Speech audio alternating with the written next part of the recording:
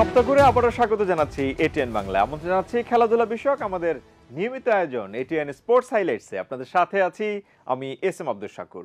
চলুন দর্শক, আজকের পর্ব উপভোগ করি। 12টি গ্রুপ, 48টি দল, 3 দেশে হবে খেলা। ফুটবল বিশ্বকাপ 11 জুন মেক্সিকো সিটিতে। মেক্সিকো ও দক্ষিণ আফ্রিকার ম্যাচ দিয়ে উদ্বোধন বিশ্বকাপের। বিশেষ কায়দায় পটের মাধ্যমে দলগুলোকে র্যাঙ্কিংয়ের শক্তিমত্তা, আগের আসর ও আয়োজক দেশের হিসেব করে আলাদা করে এই লটারি করা হয়েছে, যাতে ব্রাজিল আর্জেন্টিনার যদিও দেখা হয়ে যায়, তাও সেমিফাইনাল আগে আর হবে না। 19 জুলাই দিবাগত রাত 1টায় নিউ ইয়র্কের নিউ জার্সিতে অনুষ্ঠিত হবে final. Cup winning coach Lionel Scaloni and the World Cup trophy. 2026 বিশ্বকাপে কোন দল কোন গ্রুপে খেলবে সেটি নির্ধারিত হয়ে গিয়েছিল শুক্রবার রাতে। কোন তারিখে কোন ম্যাচ নির্ধারিত হয়ে গিয়েছিল সেটিও। তবে গ্রুপ পর্বের ম্যাচগুলোর ভেন্যু ও ম্যাচ শুরুর সময় সেদিন ঠিক হয়নি। একদিন পর শনিবার রাতে ভেন্যু ও ম্যাচ শুরুর সময় সহ পূর্ণাঙ্গ সূচি প্রকাশ করেছে ফিফা। 11 জুন মেক্সিকো সিটিতে মেক্সিকো দক্ষিণ আফ্রিকার ম্যাচ দিয়ে উদ্বোধন বিশ্বকাপের। বাংলাদেশ সময় রাত 1টায় শুরু হবে ম্যাচটি।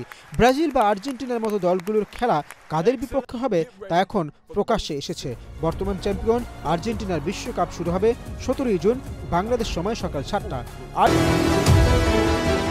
বাংলাদেশ অলিম্পিক অ্যাসোসিয়েশনের উপমহাসচিব M A Kuddus Khan Bangladesh Sports Federation Secretaries Forum 1 বছরের জন্য একটি অ্যাডহক কমিটি গঠন করেছে।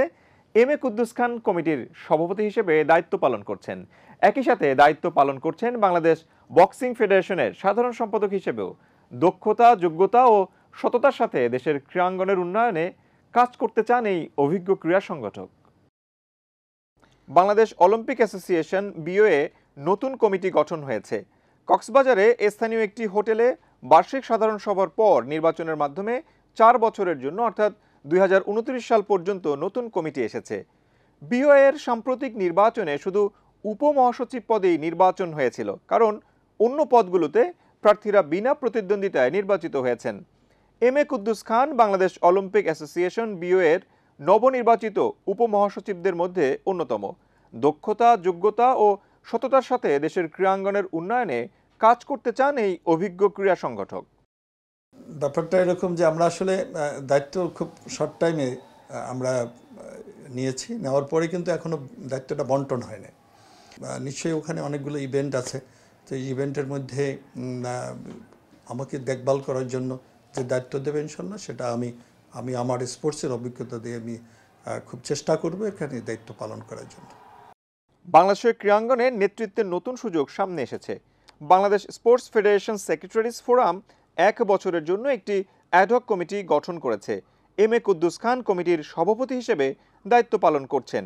একই সাথে দায়িত্ব পালন করছেন বাংলাদেশ বক্সিং ফেডারেশনের সাধারণ সম্পাদক হিসেবেও। দায়িত্ব পাওয়ার পর থেকে আবার ঘুরে দাঁড়িয়েছে বাংলাদেশের বক্সিং।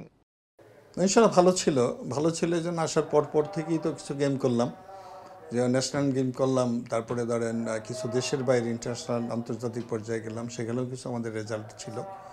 তো সামনে আবার এখন এই মাসেই আমাদের জুনিয়র গেম আছে, সেটা করব। এবং এখন একটা টিম এই মুহূর্তে খেলতেছে ইউরোপে, পর্তুগালে। সেখানেও দুইটা ব্রোঞ্জ কনফার্ম হয়ে গেছে, আর আজকে একটা ফাইনাল আছে। তো এটা ফাইনালটা হলে বোঝা যাবে যে আসলে কী অবস্থা। আশা করতেছি যে ভালো হবে আর কি। এই তো পর্যায়ক্রমে এখন ভালো ডেভেলপ অনেকটা ইনশাল্লাহ আশাবাদী। তারপরে বিভিন্ন ডিভিশনে কিছু জেলায় কিছু ক্লাবে আমাদের সেই সব ট্রেনিংগুলো চলছে আর কি। আমরা প্রস্তুতি নিচ্ছি এই জন্য, যেহেতু ডিসেম্বরে আমাদের জুনিয়র খেলা, আর জুনিয়রের পরে এরপর আমরা স্কুলটা আবার শুরু করব। স্কুলের পরে আমরা আবার ইন্টারমিডিয়েটটা শুরু করব। তো এটা আমরা ধারাবাহিকভাবে আশা করতেছি যে জানুয়ারি হয়তো শেষে, তারপর তো দেশের নির্বাচন আসবে, ওই নির্বাচনের ফাঁকে হয়তো যদি সুযোগ হয় আমরা এটা করাই ফেলবো ইনশাল্লাহ। এম এ কুদ্দুস খানের ক্রীড়াঙ্গনে পদচারণা ছোটবেলা থেকেই। বক্সার হিসেবে খেলোয়াড়ি জীবনের শুরু। এরপর আন্তর্জাতিক রেফারি হয়েছেন, দায়িত্ব পালন করেছেন জাজ হিসেবেও। সংগঠক হিসেবে প্রথমে বাংলাদেশ বক্সিং ফেডারেশনের সদস্য হয়েছেন। সাধারণ সম্পাদক হিসেবে দায়িত্ব নেওয়ার পর এম এ কুদ্দুস খানের ঐকান্তিক প্রচেষ্টায় বাংলাদেশে বক্সিংয়ের প্রচার প্রসার ঘটে। কাজ করা এটা যার ব্যক্তিগত ব্যাপার। আমি আমার আপ্রাণ চেষ্টা করছি, যার ফলে 64 জেলায় আমি বক্সিং নিয়ে গেছি। সেখানে রেফারি, জাজ, কোচ তারপরে ইন্টারন্যাশনাল কিছু রেফারি, জাজ, কিছু বক্সিং কোচ আমি তৈরি খুব চেষ্টা করছি ইনশাল্লাহ। সার্বক্ষণিকভাবে আমরা স্পন্সর থেকে শুরু করে, প্লেয়ার থেকে শুরু করে, ন্যাশনাল ইন্টারন্যাশনাল থেকে শুরু করে, এটা আসলে ডিপেন্ড করে সম্পূর্ণটা জেনারেল সেক্রেটারির উপরে। বক্সিং খেলার ইতিহাস অনেক পুরনো। প্রাচীন গ্রিসে এই খেলার শুরু হয়েছিল। আধুনিক বক্সিং 1904 সালে অলিম্পিকে প্রথম অন্তর্ভুক্ত হয়। বাংলাদেশে বক্সিং খেলা দিন দিন জনপ্রিয় হচ্ছে। আবুধাবিতে ম্যাক্স ভেরস্টাপেনের 4 বছরের রাজত্বের অবসান ঘটিয়ে ফর্মুলা 1-এ চালকদের বিশ্ব চ্যাম্পিয়নশিপ জিতেছেন ব্রিটেনের লান্ডো নরিস। আবুধাবিতে গ্র্যান্ড প্রিক্স জিততে না পারলেও বিশ্ব চ্যাম্পিয়ন হয়েছেন তিনি। রাজত্বের অবসান ঘটিয়ে ফর্মুলা 1-এ চালকদের বিশ্ব চ্যাম্পিয়নশিপ জিতেছেন ব্রিটেনের লান্ডো নরিস। প্রথমবারের মতো যুব এশিয়ান গেমসের বালক ও বালিকা বিভাগে পদক জয় করে বাংলাদেশ। আর প্রথমবারের মতো পদক নিশ্চিত হয়েছে নারী বিশ্বকাপেও। প্রথম অর্জন ছিল এশিয়ান নারী চ্যাম্পিয়নশিপে প্রথমবারের মতো পদক জয়। বর্তমান কমিটি দায়িত্ব গ্রহণের পর 18টি ইভেন্ট হয়েছে, 6টি আন্তর্জাতিক আসরের 5টিতে সাফল্য এসেছে। গত 1 বছরে বাংলাদেশ কাবাডি ফেডারেশনের সাফল্য দেশবাসী দারুণভাবে উপভোগ করেছে। বর্ণাঢ্য আয়োজনে ঢাকায় অনুষ্ঠিত হয়েছে নারী কাবাডি বিশ্বকাপের দ্বিতীয় আসর। এটি বাংলাদেশের কাবাডি ইতিহাসের সবচেয়ে বড় সফল আয়োজন। বর্তমান কমিটি দায়িত্ব গ্রহণের পর 18টি ইভেন্ট হয়েছে, 6টি আন্তর্জাতিক আসরে 5টিতে সাফল্য এসেছে। প্রথম অর্জন ছিল এশিয়ান নারী চ্যাম্পিয়নশিপে প্রথমবারের মতো পদক জয়। গত 1 বছরে আমরা 18টি ইভেন্ট সাকসেসফুলি করতে পেরেছি। এর ভিতরে 6টি ছিল আপনার ইন্টারন্যাশনাল, তার সাথে 5টিতে পদক আছে। এবং আরও মজার বিষয় হচ্ছে নারীরা এখানে এগিয়ে আছে। নারীদের নাম্বার অফ ইভেন্ট বেশি ছিল, নারীরা 3টাতে ব্রোঞ্জ মেডেল আছে। নভেম্বর আমরা শেষ করতে পেরেছি আপনার ওয়ার্ল্ড কাপ দ্বিতীয় আসর বাংলাদেশে। তো ওখানে আমাদের একটা প্রাপ্তি সম্ভাবনা আগে থেকেই ছিল। আমরা সবসময় বলে আসছি বাংলাদেশের কাবাডি একটা সম্ভাবনার জায়গা। সেখানে আমাদের ওয়ার্ল্ড র্যাঙ্কিংয়ে 5ম ছিলাম, 5ম থেকে আমরা 3য় স্থানে এখন এসেছি। এই যে একটা মেসেজ সারা পৃথিবীতে কাবাডি ন্যাশনাল গেম বাংলাদেশের, এটা আমাদেরকে অনেক সাপোর্ট করছে এবং আপকামিং ইভেন্ট এবং কর্মক্ষেত্রে এটা আমাদের অনেক সাফল্য এবং অনেক বুস্ট আপ রাখবে। প্রথমবারের মতো যুব এশিয়ান গেমসের বালক ও বালিকা বিভাগে পদক জয় করে বাংলাদেশ। প্রথমবারের মতো পদক নিশ্চিত হয়েছে নারী বিশ্বকাপেও।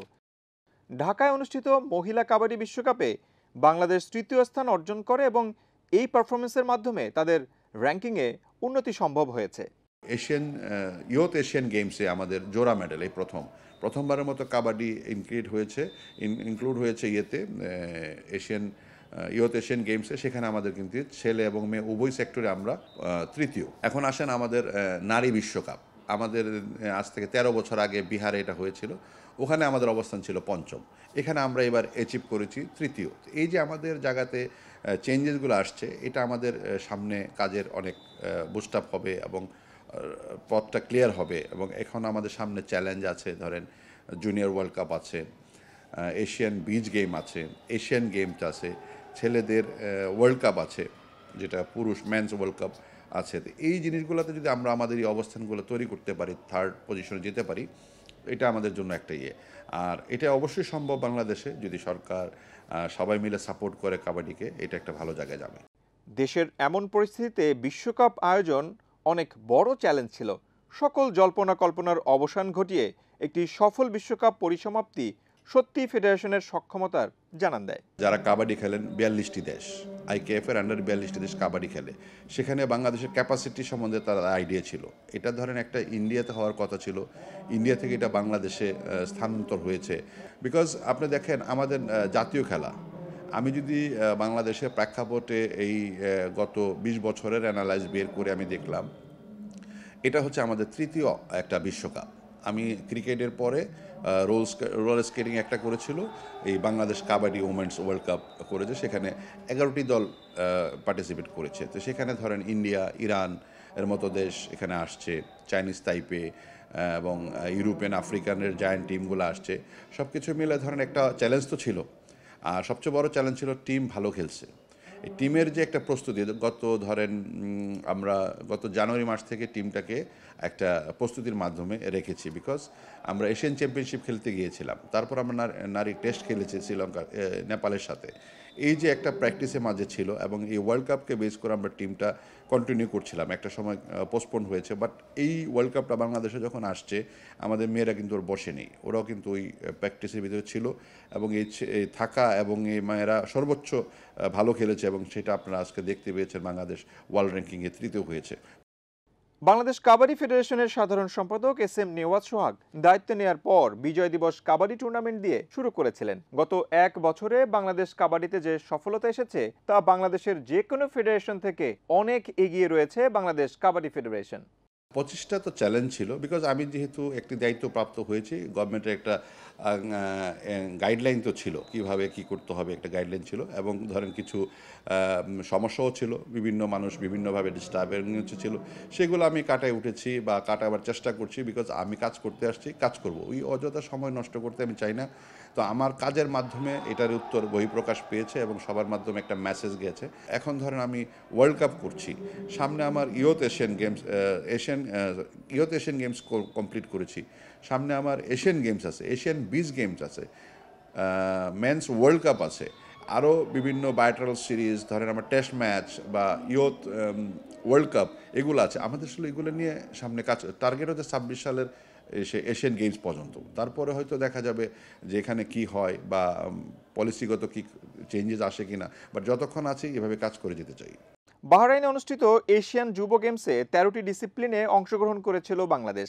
একমাত্র কাবাডি ইভেন্টে এশিয়ান যুব গেমসে পদক জয়ের স্বাদ পায় বাংলাদেশ। দেখেন, আমরা বিজয় দিবস দিয়ে শুরু করেছিলাম সেই ডিসেম্বর মাসে, আরেক বিজয় দিবস করার সময় আমাদের চলে আসছে। তো এর ভিতরে ধরেন আমরা ন্যাশনাল তারুণ্য উৎসবের 2টি আসর ন্যাশনালের মাধ্যমে, একটি হচ্ছে যুব ইয়ুথ এশিয়ান গেমসের টার্গেট করে আমরা সারা বাংলাদেশ থেকে 17,604 জন বালক বালিকা নিয়ে স্টার্ট করেছি। ওখান থেকে আমাদের একটা মেইন টার্গেটই ছিল, আপনাকে একটা টার্গেট সেট করতে হবে, এই সেটের টার্গেটটাই ছিল বাহরাইনের ইয়ুথ এশিয়ান গেমস। তো ওখানে আমার 2টা মেডেল আসছে। তো এটা আমি মনে করি যে মানে আমরা চেষ্টা করলে বা আমরা যদি সাপোর্ট পাই এটা সম্ভব, সেক্ষেত্রে কিন্তু এটা একটা চ্যালেঞ্জ ছিল। 2025 সালে এত সব অর্জনের কারণে কাবাডিতে বাংলাদেশের সম্ভাবনা বেশ উজ্জ্বল বলে মনে করছেন বাংলাদেশ কাবাডি ফেডারেশনের সাধারণ সম্পাদক SM নেওয়াজ সোহাগ। সারা বিশ্বে 42টি দেশ কাবাডি খেলে। কাবাডি বাংলাদেশের জাতীয় খেলা। বাংলাদেশ জাতীয় কাবাডি দল আন্তর্জাতিক কাবাডি খেলায় বাংলাদেশের প্রতিনিধিত্বকারী দল। 2025-এর মতো 2026-এও বাংলাদেশ কাবাডি জাতীয় ও আন্তর্জাতিক অঙ্গনে দ্যুতি ছড়াবে এমন প্রত্যাশা সবার।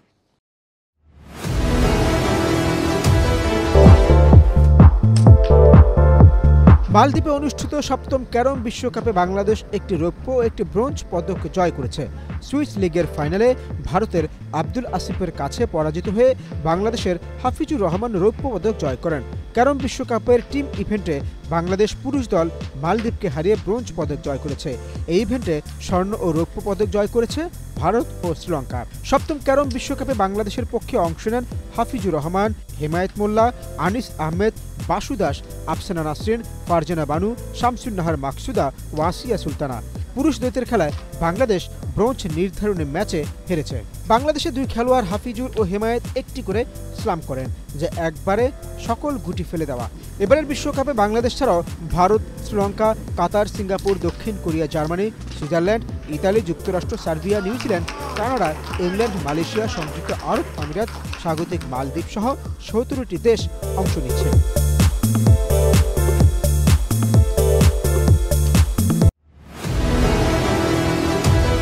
ইতিহাস গড়ে প্রথমবারের মতো MLS কাপ জিতেছে লিওনেল মেসির ইন্টার মায়ামি। ফাইনালে প্রতিপক্ষ ভ্যাঙ্কুভার হোয়াইটক্যাপসকে মায়ামি উড়িয়ে দেয় 3-1 গোলে। চেস স্টেডিয়ামে হওয়া এই ফাইনাল শেষে শুরু হওয়া উদযাপনে এখনো মেতে আছেন মায়ামির খেলোয়াড় ও সমর্থকেরা। প্রথমবারের মতো MLS এর সবচেয়ে বড় শিরোপা জয়ের পর উদযাপনটা অবশ্য এমন বাঁধভাঙাই হওয়ার কথা। যে কোনো ফুটবলারের চেয়েই বেশি। দৃশ্যটা অবিশ্বাস্য লাগতে পারে অনেকের কাছে। ফাইনালে অবশ্য ভ্যাঙ্কুভার দারুণ খেলেছে। সত্যি বলতে রাতের অনেকটা সময় ওরাই ছিল তুলনামূলক ভালো দল, কিন্তু মায়ামিকে শেষ পর্যন্ত ট্রফি এনে দিয়েছে ছোট ছোট কিছু জাদুকরী মুহূর্ত। এবার আমাদের নিয়মিত আয়োজন sports highlights. Madura international hockey স্টেডিয়ামে শেষ কোয়ার্টারে অস্ট্রিয়ার দারুণ চাপ কিছুটা ভয় ধরালেও শেষ পর্যন্ত জয় নিয়ে মাঠ ছাড়ল বাংলাদেশ। অস্ট্রিয়াকে 5-4 গোলে হারিয়ে জুনিয়র হকি বিশ্বকাপের চ্যালেঞ্জার ট্রফি জিতেছে সিগফ্রিড আইকম্যানের দল। হ্যাটট্রিক করেছেন দুর্দান্ত ফর্মে থাকা আমিরুল ইসলাম। বাকি দুটি গোল করেন রাকিবুল হাসান ও হোজাইফা হোসেন।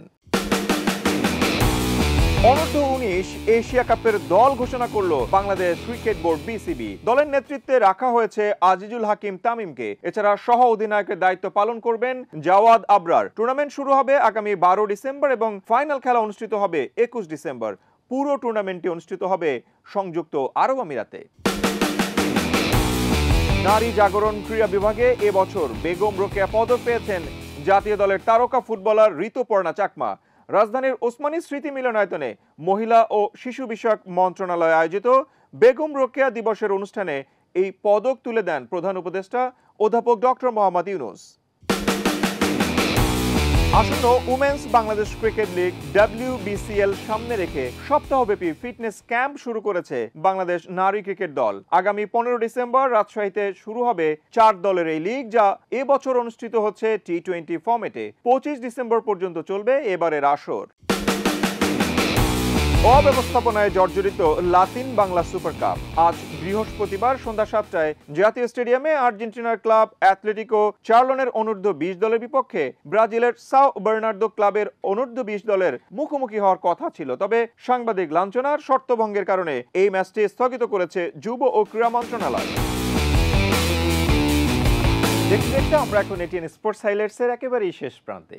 অনুষ্ঠান নিয়ে যদি আপনার কোনো প্রশ্ন কিংবা মতামত থাকে তবে স্ক্রিনে দেখানো ইমেল অ্যাড্রেস কিংবা ফোন নাম্বারে জানাতে পারেন। নিজে ভালো থাকুন, ভালো রাখুন আপনার চারপাশ, আর ভালোবাসুন আপনার দেশকে। আল্লাহ হাফেজ।